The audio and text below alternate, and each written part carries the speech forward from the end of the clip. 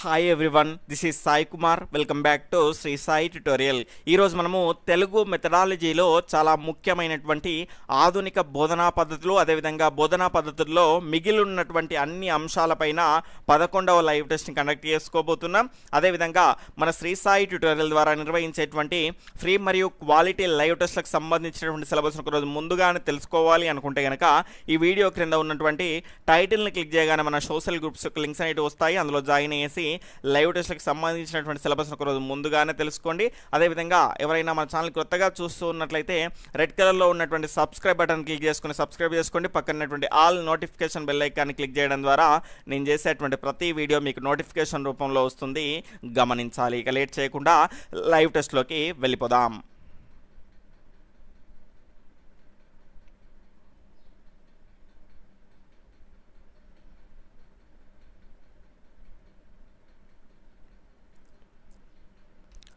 ఈరోజు లైవ్ టెస్ట్లో భాగంగా మనం మొదటి క్వశ్చన్, విద్యార్థులు ఉపాధ్యాయులకు రాసినటువంటి సెలవు చీటీ అనేది ఆప్షన్ 1 వ్యక్తిగత లేఖ, ఆప్షన్ 2 సామాజిక లేఖ, ఆప్షన్ 3 వ్యాపార లేఖ, ఆప్షన్ 4 ఏది కాదు.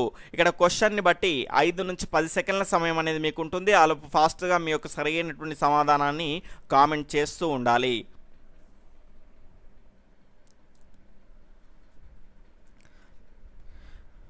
ఇక్కడ దీని యొక్క సరైనటువంటి సమాధానం ఆప్షన్ 2 సామాజిక లేఖ అండి. మొన్న ఈ క్వశ్చన్ అడిగినప్పుడు చాలా మందికి దీనికి ఏమని ఆన్సర్ చేశారు అంటే వ్యక్తిగత లేఖ అని ఆన్సర్ చేయడం జరిగింది. మరి వ్యక్తిగత లేఖలు అంటే ఏంటో మనం తెలుసుకుందాం. తల్లిదండ్రులకు కానీ అదేవిధంగా మన బంధువులకు కానీ మిత్రులకు కానీ రాసేటువంటి లేఖలను ఏమంటారు అంటే వ్యక్తిగత లేఖలు అంటారు. అదేవిధంగా సామాజిక లేఖలు అంటే ఏంటి అంటే ప్రధాన ఉపాధ్యాయునికి విద్యార్థులు రాసేటువంటి లేఖలు కానీ వివిధ కార్యాలయాలకు కానీ ఉద్యోగాల కోసం కానీ రాసేటువంటి లేఖల్ని మనం ఏమంటాము అంటే సామాజిక లేఖలు అంటాము. అదేవిధంగా పెళ్లి పత్రిక అనేది ఏ లేఖకు చెందింది అని అడిగితే గనక అదేమవుతుంది అంటే మిత్రులకు బంధువులకు మన కుటుంబ సభ్యులకు ఇస్తాం కాబట్టి పెళ్లి పత్రిక అనేది అది వ్యక్తిగత లేఖ కిందికి వస్తుంది. తర్వాత రెండవ క్వశ్చన్, నిగమన పద్ధతికి గల మారు పేర్లలో లేనిది ఏది. ఇక్కడ స్టేట్మెంట్ 1 సాంప్రదాయ పద్ధతి, ఆప్షన్ 2 శాస్త్రీయ పద్ధతి, ఆప్షన్ 3 ప్రాచీన పద్ధతి, ఆప్షన్ 4 సూత్రస్థాపన పద్ధతి. ఇక్కడ ఆప్షన్ 1 1, 3 మాత్రమే, ఆప్షన్ 2 2 మాత్రమే, ఆప్షన్ 3 2, 4 మాత్రమే, ఆప్షన్ 4 1 to 4 మాత్రమే.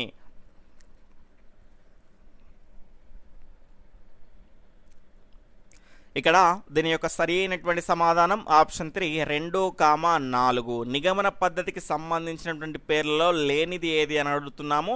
ఇక్కడ రెండోది శాస్త్రీయ పద్ధతి, నాలుగోది సూత్రస్థాపన పద్ధతి. ఇవి రెండు కూడా దేనికి పేర్లు అంటే ఆగమన పద్ధతికి పేర్లుగా మనం చెప్పుకోవచ్చు. అదేవిధంగా సాంప్రదాయ పద్ధతి, దాని తర్వాత ప్రాచీన పద్ధతి, దాని తర్వాత సూత్ర పద్ధతి, ఇవన్నీ కూడా నిగమన పద్ధతికి పేర్లుగా మనం చెప్పుకోవచ్చు. తర్వాత మూడవ క్వశ్చన్, క్రింది వాటిలో సరైనవి ఏవి. ఇక్కడ స్టేట్మెంట్ 1 కిండర్ గార్డెన్ విధానము 1929లో ప్రతిపాదించబడినది. స్టేట్మెంట్ 2 పిల్లల యొక్క సంపూర్ణ మూర్తిమత్వ అభివృద్ధికి క్రీడా పద్ధతి ఉత్తమమైనటువంటి సాధనం అన్నది కిల్పాట్రిక్. సరైనవి ఏవి అని క్వశ్చన్. ఆప్షన్ 1 1, 2, ఆప్షన్ 2 1 మాత్రమే, ఆప్షన్ 3 2 మాత్రమే, ఆప్షన్ 4 ఏది కాదు.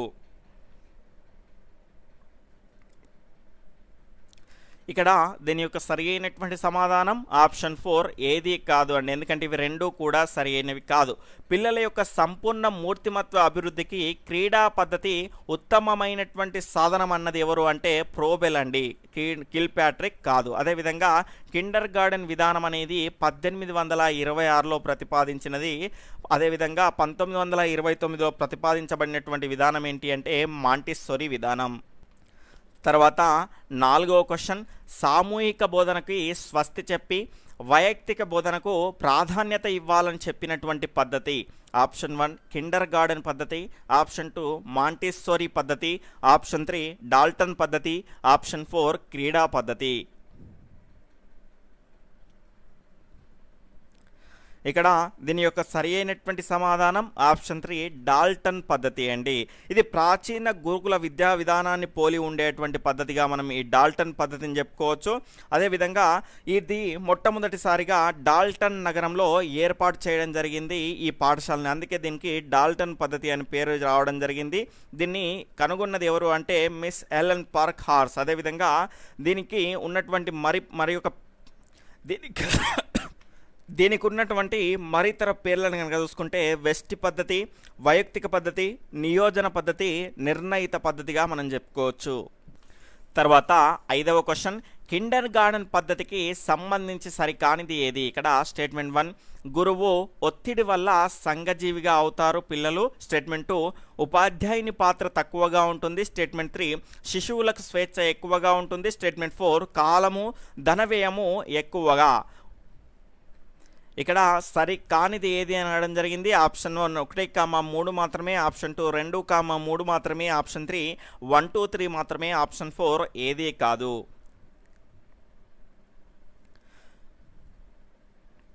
ఇక్కడ దీని యొక్క సరి అయినటువంటి సమాధానం ఆప్షన్ 2 2,3 మాత్రమే సరి అయినవి కాదు. ఎందుకు అంటే ఇది గురువు కేంద్రంగా ఉండేటువంటి మనకు విధానంగా మనం చెప్పుకోవచ్చు. ఇందులో గురువు ఒత్తిడి వల్లనే సంఘజీవిగా విద్యార్థి మారతాడు. ఇందులో గురువు మార్గదర్శకుడుగా ఉంటాడు.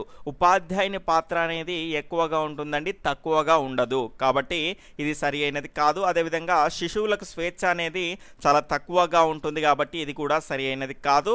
ఉపాధ్యాయుని పాత్ర తక్కువగా, అదేవిధంగా శిశువులకు స్వేచ్ఛ ఎక్కువగా ఎందులో ఉంటుంది అంటే మాంటిస్సోరీ విధానంలో ఉంటుంది.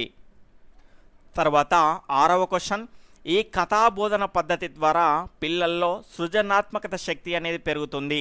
ఆప్షన్ 1 అభినయ పద్ధతి, ఆప్షన్ 2 పూరణ పద్ధతి, ఆప్షన్ 3 కథన పద్ధతి, ఆప్షన్ 4 ప్రదర్శన పద్ధతి.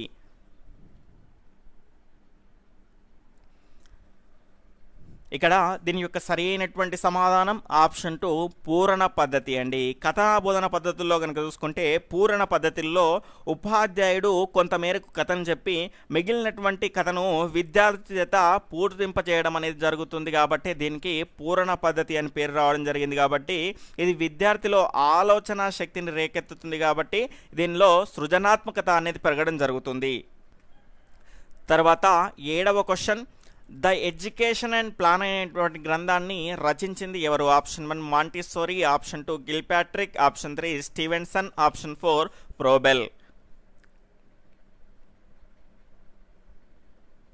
ఇక్కడ దీని యొక్క సరి అయినటువంటి సమాధానం ఆప్షన్ 4 ప్రోబెల్ అండి. ద ఎడ్యుకేషన్ అండ్ ప్లాన్ అనేటువంటి గ్రంథాన్ని రాసింది ఎవరు అంటే ప్రోబెల్ గారు. తర్వాత 8వ క్వశ్చన్, కిండర్ గార్డెన్ పద్ధతిలో ఉన్నటువంటి 4 ప్రధాన అంశాల్లో లేనిది ఏది? ఇక్కడ ఆప్షన్ 1 స్వీయ భావ ప్రకటన, ఆప్షన్ 2 సృజనాత్మకత, ఆప్షన్ 3 చాలక ప్రకటన, ఆప్షన్ 4 సామాజిక భాగస్వామ్యం. ఆప్షన్ 1 4 మాత్రమే, ఆప్షన్ 2 2 మాత్రమే, ఆప్షన్ 3 3 మాత్రమే, ఆప్షన్ 4 ఏది కాదు. ఇక్కడ ఈ అంశాల్లో లేనిది ఏది అని అడగడం జరిగింది.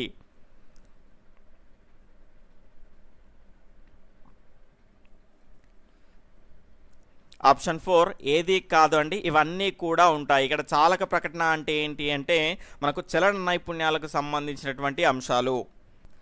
తర్వాత 9వ క్వశ్చన్, క్రింది వాటిలో సరైనవి ఏవి? ఇక్కడ స్టేట్మెంట్ 1 డాల్టన్ పద్ధతిలో విషయాన్ని 2 రకాలుగా విభజిస్తారు. స్టేట్మెంట్ 2 ప్రధాన వర్గంలోకి క్రీడలు వస్తాయి. స్టేట్మెంట్ 3 అప్రధాన వర్గంలోకి ఆంగ్లం వస్తుంది. ఆప్షన్ 1 1 2 3, ఆప్షన్ 2 2,3, ఆప్షన్ 3 1 మాత్రమే, ఆప్షన్ 4 ఏది కాదు. ఫాస్ట్గా మీ యొక్క సరైనటువంటి సమాధానాన్ని కామెంట్ చేస్తూ ఉండండి. ఇంకా వీడియోని లైక్ చేయని వాళ్ళు ఎవరైనా ఉంటే తప్పకుండా లైక్ చేయగలరు.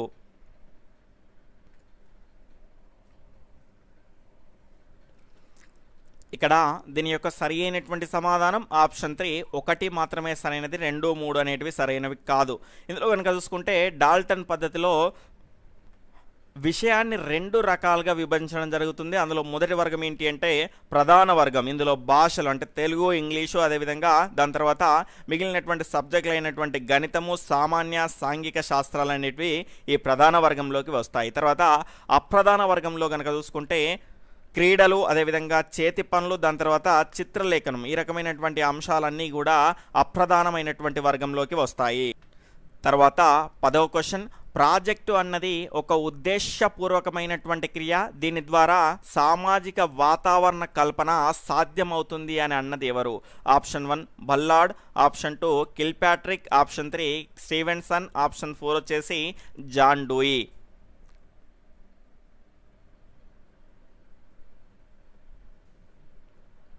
ఇక్కడ ప్రాజెక్టుకు సంబంధించి వచ్చి ఉద్దేశపూర్వకమైనటువంటి క్రియ అని వచ్చిందనుకోండి, డైరెక్ట్గా కిల్పాట్రిక్ అని పెట్టేయండి. దీని యొక్క సరైనటువంటి సమాధానం ఆప్షన్ 2 కిల్పాట్రిక్. ఎందుకంటే చాలా రకాల మెథడ్స్లో మనకు వస్తూనే ఉంటుంది కాబట్టి ఎక్కువగా గుర్తుపెట్టుకోవాల్సినటువంటి అంశంగా మనం చెప్పుకోవచ్చు. తర్వాత 11వ క్వశ్చన్, క్రింది వాటిలో ప్రాజెక్టు పద్ధతికి సంబంధించినటువంటి మారు పేర్లలో లేనిది? ఆప్షన్ 1 నిర్ణయాల పద్ధతి, ఆప్షన్ 2 యత్నముల పద్ధతి, ఆప్షన్ 3 శాస్త్రీయ పద్ధతి, ఆప్షన్ 4 ప్రకల్పన పద్ధతి.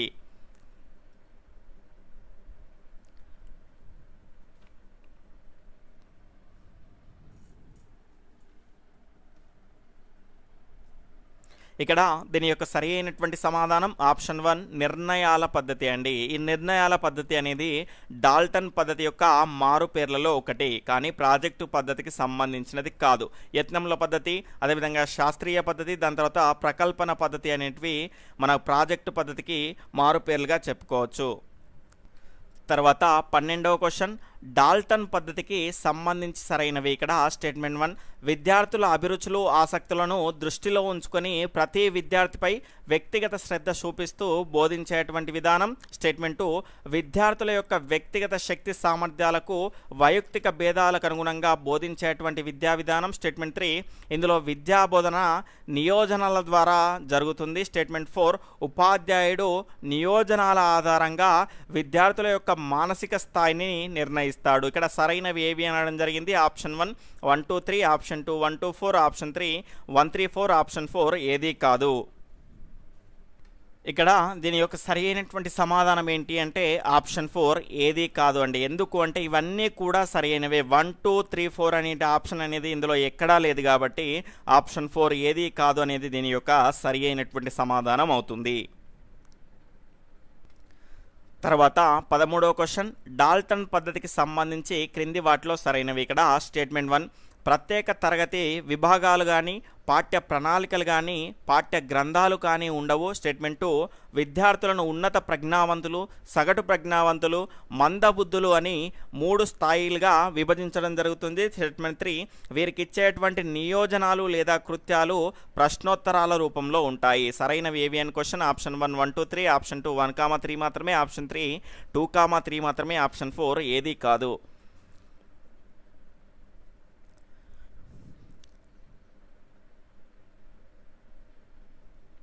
ఇక్కడ దీని యొక్క సరి అయినటువంటి సమాధానం ఆప్షన్ 1 1 2 3 మూడు కూడా సరైనవే. ప్రత్యేక తరగతి విభాగాలు కానీ పాఠ్య ప్రణాళికలు కానీ పాఠ్య గ్రంథాలు కానీ ఏమి ఉండవు. విద్యార్థులను ఉన్నత ప్రజ్ఞావంతులు, సగటు ప్రజ్ఞావంతులు, మందబుద్ధులు అని 3 స్థాయిలుగా విభజించడం జరుగుతుంది. వీరికి ఇచ్చేటువంటి నియోజనాలు అసైన్మెంట్స్ అనేటివి ప్రశ్నోత్తరాల రూపంలో ఉంటాయి. ఇవన్నీ కూడా సరి అయినటువంటి అంశాలే. తర్వాత 14వ క్వశ్చన్, క్రింది డాల్టన్ పద్ధతి ఉపయోగాలలో సరికానిది. ఇక్కడ ఆప్షన్ 1 విద్యార్థుల్లో స్వయం కృషిని పెంపొందిస్తుంది. స్టేట్మెంట్ 2 తెలివి గలవారు మందబుద్ధులతో పాటు తరగతులను పూర్తి చేసుకుంటారు. ఆప్షన్ 3 ఆత్మవిశ్వాసం పెంపొందించబడుతుంది. ఇక్కడ ఆప్షన్ 1 1 2 మాత్రమే, ఆప్షన్ 2 1 3 మాత్రమే, ఆప్షన్ 3 1 2 3, ఆప్షన్ 4 ఏది కాదు. ఇక్కడ సరి కానిది ఏది అని అనడం జరిగింది. ఇక్కడ దీని యొక్క రైట్ ఆన్సర్ని కనుక చూసుకుంటే ఆప్షన్ 4 ఏది కాదు అండి. ఎందుకు అంటే ఇందులో సరి కానిది ఏది అంటే 2 మాత్రమే. ఆ 2 అనేది మనకి ఇందులో ఏదైనా ఆప్షన్లో ఉందా? లేదు. కాబట్టి ఆప్షన్ 4 అనేది ఏది కాదు దీని యొక్క సరి అయినటువంటి సమాధానం అవుతుంది. ఈ డాల్టన్ పద్ధతిలో కనుక చూసుకుంటే విద్యార్థుల్లో స్వయం కృషి పెంపొందే విధంగా ఈ రకమైనటువంటి పద్ధతి అనేది ఉంటుంది. ఇందులో రకరకాలుగా మనకు 3 రకాలుగా విభజిస్తారని ఇంతకుముందు చెప్పుకున్నాము. సగటు ప్రజ్ఞావంతులు, ఉన్నత ప్రజ్ఞావంతులు, మందబుద్ధులు ఈ రకంగా విభజించారు అంటే ఎవరికి సంబంధించిన వారికి ఉంటాయి కదా. తెలివిగల వారు ముందెళ్ళిపోతారు, బుద్ధిమంతులు కొంత వెనకబడి ఉంటారు. ఇక్కడ ఏమన్నాము, తెలివిగల వారు మందబుద్ధులతో పాటు తరగతులు పూర్తి చేసుకుంటారు అన్నాం కాబట్టి ఇది రాంగ్ స్టేట్మెంట్. తర్వాత 15వ క్వశ్చన్ ప్రాజెక్టు పద్ధతికి సంబంధించి సరికానిది ఏది? ఇక్కడ స్టేట్మెంట్ 1 అన్ని విషయాలు ఈ పద్ధతి వల్ల బోధించలేము. స్టేట్మెంట్ 2 ప్రాథమిక దశలో చాలా ఉపయుక్తమవుతుంది. స్టేట్మెంట్ 3 విద్యార్థుల అంతర్గత శక్తి గుర్తించబడును. స్టేట్మెంట్ 4 మానసిక శారీరక కృషి అనేది జరుగుతుంది. ఇక్కడ సరికానిది ఏది అనడం జరిగింది. ఇక్కడ దీని యొక్క రైట్ ఆన్సర్ ఆప్షన్ 2 ప్రాథమిక దశలో చాలా ఉపయుక్తం అనేది రైట్ ఆన్సర్ అండి. ఎందుకు అంటే ఇక్కడ సరి కానిది అడిగాము కాబట్టి. ఇది ప్రాథమిక దశకు ఉపయోగపడదండి. ఏ దశకు ఉపయోగపడుతుంది అంటే మాధ్యమిక ఉన్నత దశలకు ఉపయోగపడుతుంది. వాళ్ళు మాత్రమే ప్రాజెక్టులు అనేటివి చేయగలుగుతారు. తర్వాత 16వ క్వశ్చన్ మాంటెసోరీ ప్రతిపాదించినటువంటి పద్ధతి ఒక బోధనా పద్ధతి మాత్రమే కాదని విద్యారంగంలో ఒక విప్లవాత్మకమైనటువంటి ఆలోచన విధానము అని అభిప్రాయపడిన వారు ఎవరు? Option 1 Russo, option 2 ప్రోబెల్, option 3 పెస్టాలజీ, option 4 గిజుబాయి.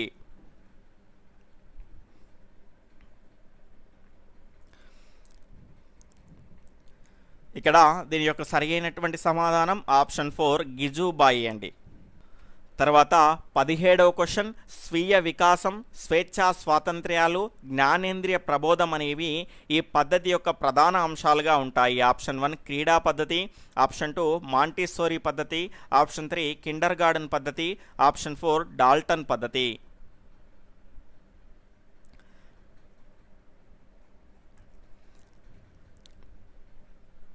ఇక్కడ దీని యొక్క సరైనటువంటి సమాధానం ఆప్షన్ 2 మాంటెసోరీ పద్ధతి అండి. ఇందులో కనుక చూసుకుంటే స్వీయ వికాసం అనేది ఏర్పడుతుంది, స్వేచ్ఛ అనేది ఎక్కువగా ఉంటుంది, అదేవిధంగా జ్ఞానేంద్రియాలకు శిక్షణ అనేది ఎక్కువగా ఉండడం జరుగుతుంది ఈ మాంటెసోరీ పద్ధతిలో. తర్వాత 18వ క్వశ్చన్ క్రింది వాటిలో సరైనవి. ఇక్కడ స్టేట్మెంట్ 1 మాంటెసోరీ పద్ధతిలో 30 నిమిషాల కాల వ్యవధి ఉంటుంది. స్టేట్మెంట్ 2 కిండర్ గార్డెన్ పద్ధతిలో ఎలాంటి కాల నియమం అనేది ఉండదు. ఇక్కడ సరైనవి ఏవి అని క్వశ్చన్. ఆప్షన్ 1 1, 2, ఆప్షన్ 2 1 మాత్రమే, ఆప్షన్ 3 2 మాత్రమే, ఆప్షన్ 4 ఏదీ కాదు.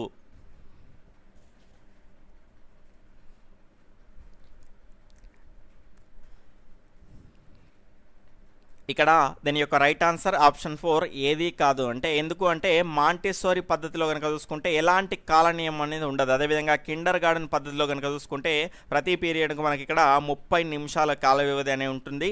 ఎక్కువగా తీసుకోవాలి అంటే విద్యార్థులకు నచ్చే విధంగా ఒక రూపకల్పన చేసుకుని ఎక్కువగా తీసుకునేటువంటి అవకాశం అనేది ఉంటుంది. తర్వాత కథాకథన కౌశలం దీని వలన పెరుగుతుంది. ఆప్షన్ 1 నాటకీకరణ, ఆప్షన్ 2 కథా బోధన, ఆప్షన్ 3 అభినయం, ఆప్షన్ 4 ఏకపాత్రాభినయం.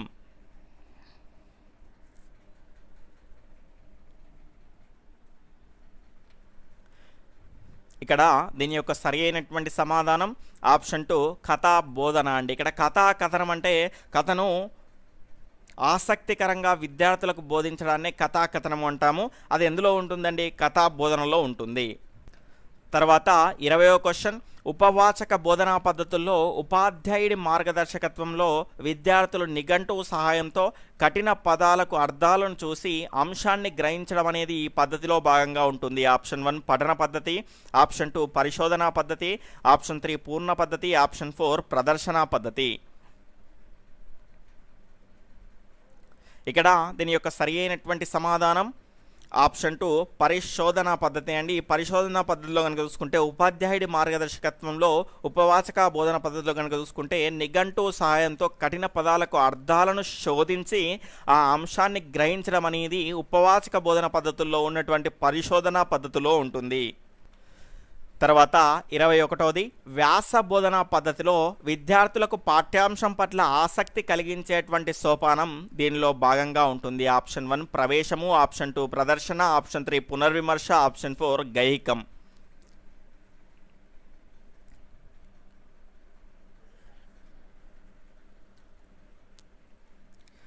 ఇక్కడ దీని యొక్క సరి అయినటువంటి సమాధానం ఆప్షన్ 1 ప్రవేశం అండి. ఈ ప్రవేశంలో కనుక చూసుకుంటే పూర్వజ్ఞాన పరిశీలన, అదేవిధంగా ఉన్ముఖీకరణ అనేది ఉంటుంది. ఆ ఉన్ముఖీకరణనే విద్యార్థికి ఆసక్తి రేపే విధంగా మనం చేయాల్సి ఉంటుంది కాబట్టి అది ఎందులో భాగంగా ఉంటుంది? ప్రవేశంలో భాగంగా ఉంటుంది. తర్వాత 22వ క్వశ్చన్ బాల వ్యాకరణము ఈ వ్యాకరణానికి ఉదాహరణగా చెప్పుకోవచ్చు. ఆప్షన్ 1 వర్ణనాత్మక వ్యాకరణం, ఆప్షన్ 2 తులనాత్మక వ్యాకరణం, ఆప్షన్ 3 చారిత్రాత్మక వ్యాకరణం, ఆప్షన్ 4 పైవన్నీ.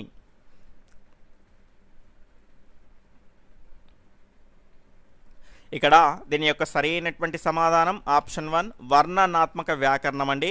ఈ వర్ణనాత్మక వ్యాకరణం అనేది ఏం తెలియజేస్తుంది అంటే ఒక నిర్దిష్ట కాలానికి సంబంధించినటువంటి ఒక భాష యొక్క స్వభావాన్ని వివరించేది, దాని యొక్క స్వరూపాన్ని వివరించేదాన్ని మనం ఏమంటాము అంటే వర్ణనాత్మక వ్యాకరణము అంటాము.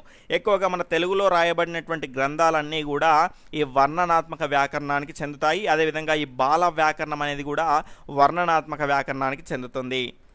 తర్వాత 23వ క్వశ్చన్, విద్యార్థుల్లో తార్కిక శక్తిని, ఆలోచన శక్తిని, శబ్దజాల అభివృద్ధిని పెంపొందించడానికి అవసరమైనటువంటి బోధన ఆప్షన్ 1 పద్య బోధన, ఆప్షన్ 2 గద్య బోధన, ఆప్షన్ 3 వ్యాకరణ బోధన, ఆప్షన్ 4 నాటక బోధన.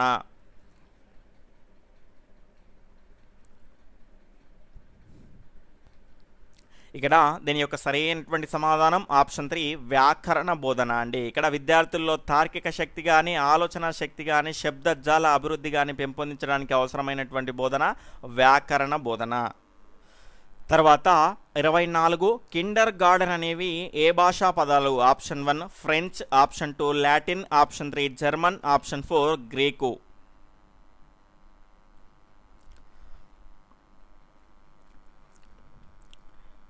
దీని యొక్క సరి అయినటువంటి సమాధానం ఆప్షన్ 3 జర్మన్ అండి. ఇక్కడ కిండర్ మరియు గార్డెన్ అనేటువంటి పదాలు ఏ భాషా పదాలు అంటే జర్మన్ పదాలు. ఇక్కడ కిండర్ అంటే శిశువు, గార్డెన్ అంటే తోట, శిశువుల తోట లేదా బాలోద్యానముగా మనం చెప్పుకోవచ్చు.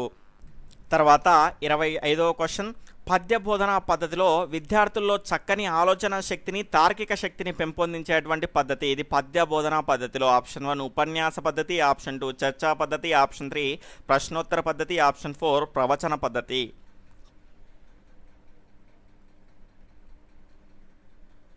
ఇక్కడ దీని యొక్క సరి అయినటువంటి సమాధానం ఆప్షన్ 3 ప్రశ్నోత్తర పద్ధతి అండి. ఈ ప్రశ్నోత్తర పద్ధతిలో కనుక చూసుకుంటే విద్యార్థులను వారి నుంచి సమాధానాలు రాబట్టడానికి ఉపాధ్యాయుడు ప్రశ్నలు వేస్తూ బోధించేటువంటి పద్ధతిగా మనం చెప్పుకోవచ్చు. ఈ పద్ధతి అనేది ప్రాథమిక స్థాయి నుండి ఉన్నత దశ వరకు అన్ని స్థాయిల వారికి ఉపయోగపడే విధంగా ఉండేటువంటి పద్ధతిగా మనం చెప్పుకోవచ్చు. ఇందులో కనుక చూసుకుంటే విద్యార్థుల్లో చక్కని ఆలోచన, ప్రశ్నలు వేయడం ద్వారా ఖచ్చితంగా ఆలోచన అనేది పెరుగుతుంది. ఆ ప్రశ్నకు సమాధానాన్ని ఇవ్వాలి అంటే తార్కిక శక్తి అనేది కూడా పెరుగుతుంది. కాబట్టి ఆప్షన్ 3 ఈజ్ రైట్ ఆన్సర్. తర్వాత 26వ క్వశ్చన్, కృత్యాధార బోధనను మొదట ఈ దశలో ప్రవేశపెట్టారు. ఆప్షన్ 1 ప్రాథమిక, ఆప్షన్ 2 ప్రాథమికోన్నత, ఆప్షన్ 3 ఉన్నత స్థాయి, ఆప్షన్ 4 మాధ్యమిక స్థాయి. ఇక్కడ వర్షం వచ్చేటువంటి సూచనలు ఉన్నాయి కాబట్టి కొంత స్పీడప్ అయిందండి వీడియో, అర్థం చేసుకోగలరు.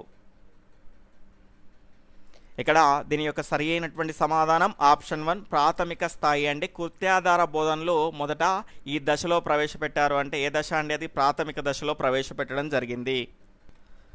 తర్వాత 27వ క్వశ్చన్, పద్య బోధన యొక్క ముఖ్య ఉద్దేశం ఏమిటి? ఆప్షన్ 1 భాషాభిరుచి, ఆప్షన్ 2 రసానుభూతి, ఆప్షన్ 3 సృజనాత్మక శక్తి, ఆప్షన్ 4 సాహిత్య అభిలాష. ఇక్కడ దీని యొక్క సరి అయినటువంటి సమాధానం పద్యాన్ని బోధించినప్పుడు మనం ఖచ్చితంగా రసానుభూతిని పొందుతాం కాబట్టి ఆప్షన్ 2 ఈజ్ రైట్ ఆన్సర్. తర్వాత 28వ క్వశ్చన్, ఉపాధ్యాయుల బోధనా సాఫల్యం ఏ సోపానంపై ఆధారపడి ఉంటుంది? ఆప్షన్ 1 పునర్విమర్శ, ఆప్షన్ 2 మూల్యాంకనం, ఆప్షన్ 3 ఉన్ముఖీకరణ, ఆప్షన్ 4 ప్రదర్శన.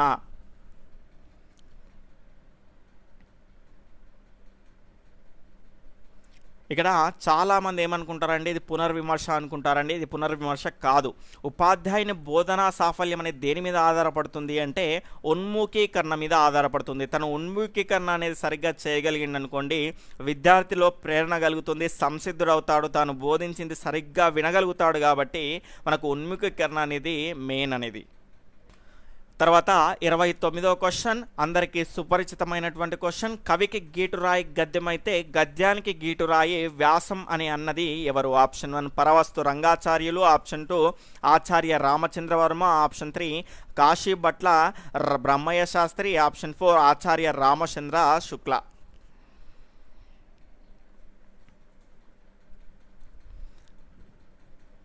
ఇక్కడ దీని యొక్క రైట్ ఆన్సర్ ఆప్షన్ 4 ఆచార్య రామచంద్ర శుక్ల అండి. తర్వాత 30వ క్వశ్చన్, కథా బోధనా పద్ధతుల్లో ఉత్తమమైనటువంటి పద్ధతి ఏది? ఆప్షన్ 1 అభినయ పద్ధతి, ఆప్షన్ 2 పూరణ పద్ధతి, ఆప్షన్ 3 కథాకథన పద్ధతి, ఆప్షన్ 4 ప్రదర్శన పద్ధతి. ఇక్కడ దీని యొక్క రైట్ ఆన్సర్ ఆప్షన్ 4 ప్రదర్శన పద్ధతి అండి. కథాబోధనలో కనుక చూసుకుంటే కథాబోధనలో భాగంగా ఉపాధ్యాయుడు కథా చిత్రాలని చూపించి వరుస క్రమంలో ప్రవేశపెట్టి విద్యార్థి దాని ఆధారంగా కథను రాసే విధంగా చేసేటువంటి పద్ధతి ప్రదర్శన పద్ధతి. కాబట్టి ఇక్కడ విద్యార్థి యొక్క ప్రమేయం అనేది ఎక్కువగా ఉంటుంది కాబట్టి ఆ పాత్రకు తగ్గట్టుగా మనకు ప్రదర్శన పద్ధతి ఉంటుంది కాబట్టి ఇది ఉత్తమమైనటువంటి పద్ధతి. తర్వాత ఈరోజు ప్రశ్న యొక్క సమాధానం చాలామంది చెప్పట్లేదండి. ఈరోజు ప్రశ్న 31 మనకు పాఠశాల స్థాయిలో అన్ని తరగతులకు అన్ని రకాల పాఠ్యాంశాల బోధనకు బహుళ ప్రయోజనకారిగా ఉండేది. ఆప్షన్ 1 పఠన పద్ధతి, ఆప్షన్ 2 ప్రశ్నోత్తర పద్ధతి, ఆప్షన్ 3 చర్చా పద్ధతి, ఆప్షన్ 4 కథాకథన పద్ధతి. ఇంతకు ముందే మనం చెప్పుకున్నాము, అది గుర్తుంటే ఖచ్చితంగా దీని యొక్క ఆన్సర్ని చేయగలుగుతారు. 31 పెట్టేసి అయితే కథాకథన పద్ధతి, పఠన పద్ధతి, చర్చా పద్ధతి, ప్రశ్నోత్తర పద్ధతి అని క్లియర్గా తెలియజేయండి. అదేవిధంగా రేపటి సిలబస్ని కనుక చూసుకుంటే మనకు ఇంకో 2 డేస్లో రేపు ఎల్లుండి మనకు టోటల్గా తెలుగు మెథడాలజీ అనేది కంప్లీట్ అయిపోతుందండి. రేపటి సిలబస్ని కనుక చూసుకుంటే ప్రణాళిక రచన, పాఠ్య గ్రంథాలు, వనరుల వినియోగం మొత్తం యూనిట్ పైన మీకు లైవ్ టెస్ట్ అనేది రేపు 7 PM ఉంటుంది, గమనించాలి. అదేవిధంగా ఈ వీడియో కనుక మీకు నచ్చినట్లయితే తప్పకుండా లైక్ చేయండి, షేర్ చేయండి, మీ యొక్క సపోర్ట్ మన ఛానల్కి అందించండి. ఎవరైనా కొత్తగా మన ఛానల్ని చూస్తూ ఉన్నట్లయితే సబ్స్క్రైబ్ చేసుకొని పక్కనటువంటి all notification bell icon click చేయడం ద్వారా నేను చేసేటువంటి ప్రతి వీడియో మీకు నోటిఫికేషన్ రూపంలో వస్తుంది, గమనించాలి. Okay friends, bye, take care, జై హింద్.